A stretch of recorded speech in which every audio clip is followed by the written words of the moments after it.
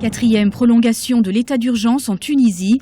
Depuis ce mardi 21 juin 2016, le chef de l'État, Béji Caïd Essebsi, a ainsi de nouveau accordé des pouvoirs d'exception à la police et à l'armée pour un mois supplémentaire.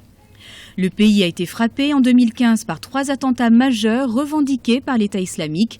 Depuis lors, la menace terroriste persiste malgré les nombreuses mesures prises. Je pense qu'il y a plusieurs raisons. La première, évidemment, c'est de tenter de limiter les risques d'incursion de groupes terroristes qui viendraient de la Libye voisine, d'autant que le Daesh, l'État islamique très implanté en Libye, est en train de subir des revers militaires successifs.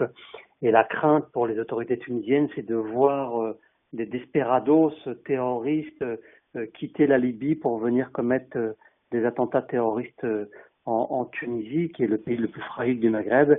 Mais ça peut aussi se produire dans d'autres pays comme l'Algérie ou le Maroc, qui ont été régulièrement menacés depuis maintenant 2 ans. La Tunisie craint donc de nouveaux attentats. Le président Béji Caïd Essebsi avait proclamé l'état d'urgence dans tout le pays le 24 novembre 2015, suite à un attentat revendiqué par le groupe État islamique contre un bus de la sécurité présidentielle. L'état d'urgence avait ensuite été prolongé en décembre de 2 mois jusqu'au 21 février 2016, puis une nouvelle fois pour 1 mois et encore pour 3 mois en mars de cette année. Là, je pense qu'ils vont bien devoir trouver une solution politique rapidement, parce qu'effectivement, on ne peut pas vivre dans une situation d'état d'urgence permanente. Ça provoque finalement des contestations. Ça finit aussi par provoquer, ces contestations génèrent aussi de l'instabilité politique ou institutionnelle.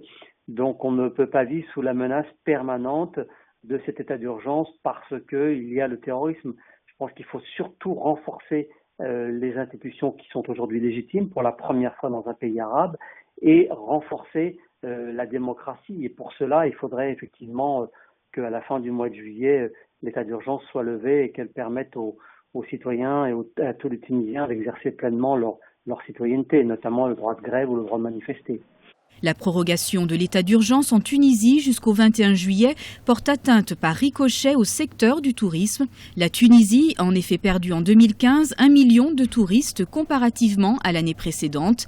Des mesures de sécurité spécifiques ont ainsi été prises pour assurer le bon déroulement de la saison estivale pour l'année 2016. Un dispositif sécuritaire de 1500 agents et 72 postes de sécurité supplémentaires ont été mis en place en vue de sécuriser les plages, les circuits touristiques et la voie publique.